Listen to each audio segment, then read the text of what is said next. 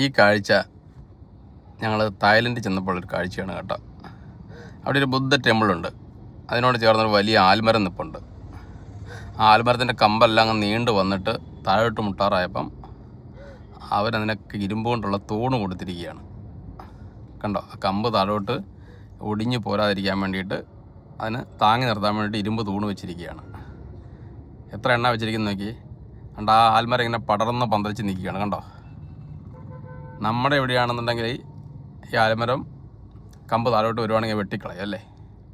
അവരാ മരം അതിൻ്റെ ശിഖരം നീണ്ടു പോകുന്നതനുസരിച്ചിട്ട് ഇരുമ്പ് കൊണ്ട് താങ്ങ് കൊടുത്ത് ആ മരത്തിനെ അവർ സംരക്ഷിച്ചിരിക്കുകയാണ്.